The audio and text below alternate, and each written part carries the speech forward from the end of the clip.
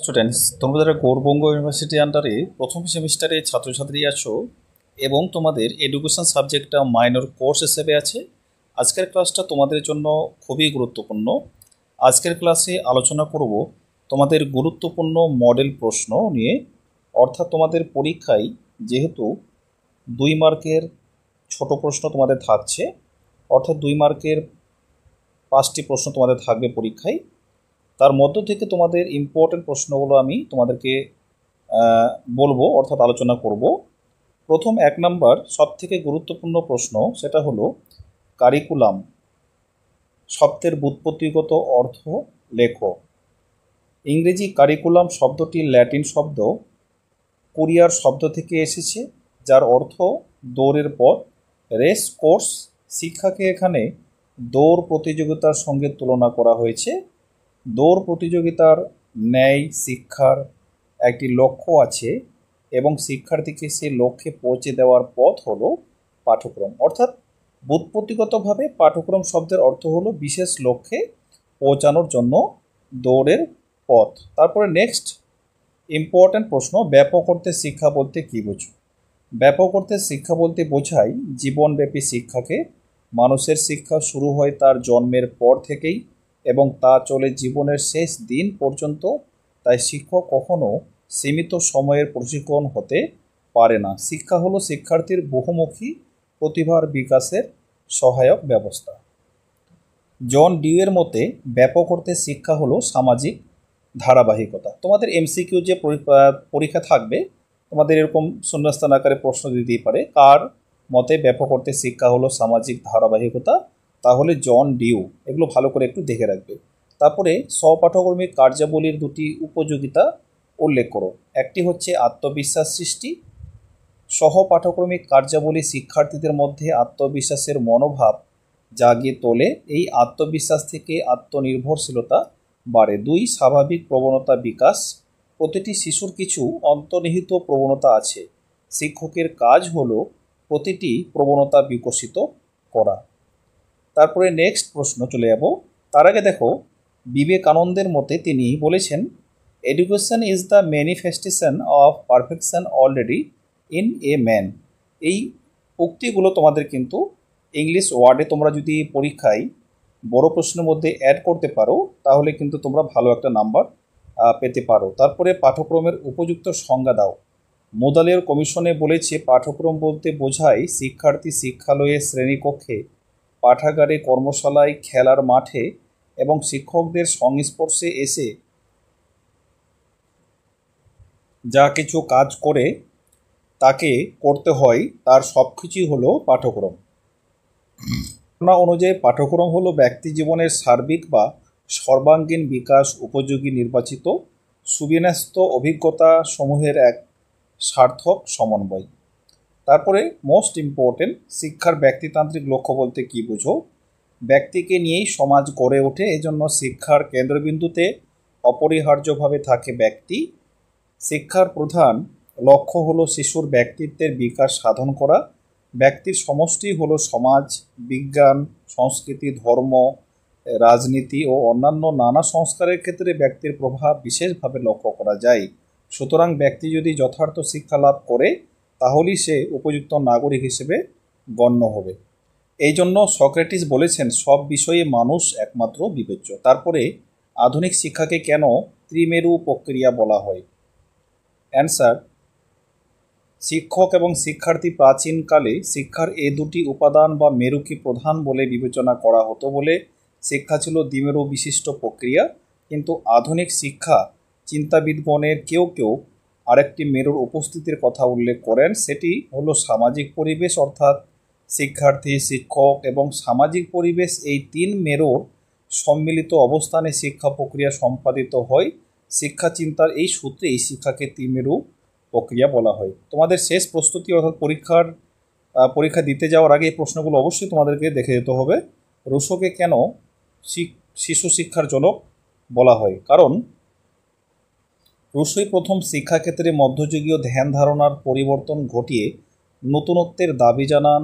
বিশ্ব প্রকৃতির শান্ত মুক্ত পরিবেশে শিশু স্বাস্থ্য এবং শিক্ষা লাভ করবে। তিনি বলেছেন, শিক্ষার জন্য শিশু নয়, শিশুর জন্যই শিক্ষা, এর জন্যই তাকে শিশুর শিক্ষার জনক বলা হয়। তোমাদের এখানে একটা ছোট্ট এমসিকিউ প্রশ্ন যে শিশুর শিক্ষার জনক কাকে বলা হয়, তাহলে কি হবে?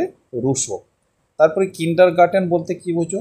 শিক্ষা জগতে কিন্ডারগার্টেন শিক্ষা পদ্ধতি একটি পৃথিবী বিখ্যাত পদ্ধতি। কিন্ডারগার্টেন কথার অর্থ হলো শিশু উদ্যান। এটা একটা এমসিকিউ তোমাদের হয়ে গেল।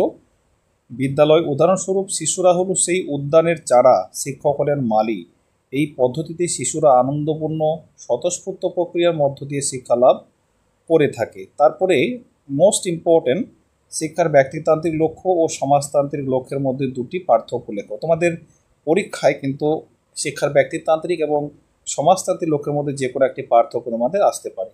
শিক্ষার ব্যক্তিকেন্দ্রিক লক্ষ্যের মতবাদকে ব্যক্তিতান্ত্রিক লক্ষ্য বলে, আর সমাজকে কেন্দ্র করে শিক্ষার লক্ষ্য পরিচালিত হলে তাকে সমাজতান্ত্রিক লক্ষ্য বলে।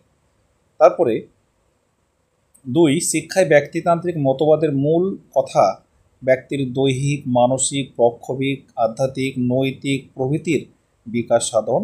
শিক্ষায় সমাজতান্ত্রিক মতবাদের মূল কথা হল সামাজিক অগ্রগতি ও সমাজের সার্বিক বিকাশ সাধন। তাই ব্যক্তির চাহিদা, সামর্থ্য, প্রবণতা ইত্যাদি অনুযায়ী শিক্ষার ব্যবস্থা করা হয়ে থাকে। তারপরে প্রশ্ন, শিক্ষার প্রধান উপাদানগুলি কী কী? শিক্ষার 4টি উপাদান। এটা তোমাদের ছোট্ট একটা এমসিকিউ। শিক্ষার প্রধান উপাদান হচ্ছে 4টি, তার মধ্যে শিক্ষক, শিক্ষার্থী, বিদ্যালয় এবং সর্বশেষ যা নাম আছে সেটা হলো পাঠ্যক্রম। আধুনিক শিক্ষায় শিক্ষক, শিক্ষার্থী এবং বিদ্যালয়, পাঠ্যক্রম এই 4টি ধারণাকে ব্যাপক অর্থে গ্রহণ করা হয়েছে।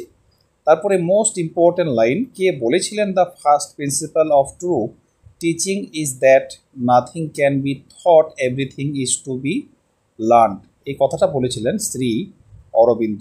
তারপরে চলে যাব নেক্সট প্রশ্নতে। দর্শনের কোন ভাবধারা আত্ম উপলব্ধিতে বিশ্বাস করে? বস্তুর বাস্তবতা, বস্তুর স্বাধীন অস্তিত্বকে পরিপূর্ণভাবে স্বীকার করে নিয়ে দর্শন জগতে ব্যক্তির আত্ম উপলব্ধির মধ্য দিয়ে বিশ্বাস করে। নেক্সট প্রশ্ন, একজন আদর্শ শিক্ষকের 2টি সামাজিক গুণাবলী লেখো। এটা তোমাদের বড় প্রশ্নের মধ্যে তোমাদের পরীক্ষায় আসার সম্ভাবনা রয়েছে। প্রথম, সমাজসেবামূলক মনোভাব। একজন আদর্শ শিক্ষক শুধুমাত্র নিজেকে নির্দিষ্ট গণ্ডের মধ্যে সীমাবদ্ধ রাখবেন না, বরং বৃহত্তর সমাজের প্রতিও তার দায়িত্ব পালন করা উচিত। এজন্য তিনি সমাজসেবামূলক আদর্শে অনুপ্রাণিত হবেন। তারপরে নাগরিকের দায়িত্ব পালন। শিক্ষক মহাশয় শিক্ষণ কার্য পরিচালনার পাশাপাশি নাগরিক হিসেবে নিজ দায়িত্ব সততার সঙ্গে ধৈর্য সহকারে এবং নিষ্ঠাবানভাবে পালন করবে। তিনি নিজেই শুধু সুনাগরিক হবেন না, শিক্ষার্থীদেরও সুনাগরিক করে তুলবেন। তারপরে পাঠ্যসূচি ও পাঠ্যক্রমের মধ্যে 2টি পার্থক্য, অর্থাৎ 1-2 লাইনে এটা লিখলে হয়ে যাবে। পাঠ্যসূচি এবং পাঠ্যক্রমের পার্থক্যটা আমরা দেখব। এক হচ্ছে পাঠ্যক্রমের পরিধি ব্যাপক এবং পাঠ্যসূচির পরিধি ছোট। শিক্ষা প্রক্রিয়ার সমস্ত উপকরণ উপাদানই পাঠ্যক্রমের বিষয়, কিন্তু পাঠ্যসূচি হলো পুস্তক কেন্দ্রিক। তারপরে তোমার মতে একটি আদর্শ বিদ্যালয়ের 2টি দর্শন কি হওয়া উচিত বলে মনে হয়? এটা কি হবে? এটা হবে, আমার মতে আদর্শ বিদ্যালয়ের 2টি দর্শন হওয়া উচিত। তাত্ত্বিক দর্শন, খ ব্যবহারিক দর্শন। শিক্ষা দর্শনের 2টি নীতি লেখো। শিক্ষা দর্শনের 2টি নীতি হচ্ছে শিক্ষা দর্শনের উদ্দেশ্যমুখী ও আদর্শ ভিত্তিক চিনুভু। তারপর শিক্ষা দর্শন সমালোচনা ধর্মী। শিক্ষা দর্শন একটি গতিশীল ভাবনা প্রক্রিয়া ও প্রয়োগিক প্রক্রিয়া। তারপর জানার জন্য শিক্ষার যে কোনো 2টি গুরুত্ব লেখো। এটা একটা ইম্পর্টেন্ট প্রশ্ন। জ্ঞান মুক্তির পথ প্রদর্শন করে। প্রকৃত জ্ঞান মানুষকে বাস্তবিক এবং জাগতিক সুখ, স্বাচ্ছন্দ্য, বিলাসিতা প্রভৃতি থেকে মুক্তি দিয়ে আধ্যাত্মিকতার পথে পরিচালিত করে। 2, সঠিক পথের সন্ধান দেয়। প্রকৃত এবং কার্যকরী জ্ঞান মানুষকে সঠিক পথ প্রদর্শন করে। জ্ঞান মানব মনের সর্বপ্রকার কুলসতা, হীনমনতা, স্বার্থপরতা, আত্মকেন্দ্রিকতা প্রভৃতি দূর করে জীবনকে আলোকিত করে তোলে। তারপরে দর্শনের 4টি শাখা, ভাববাদ, প্রকৃতিবাদ, প্রয়োগবাদ, বস্তুবাদ, অস্তিত্ববাদ। তারপরে জ্ঞানবিদ্যার 2টি প্রকৃতি।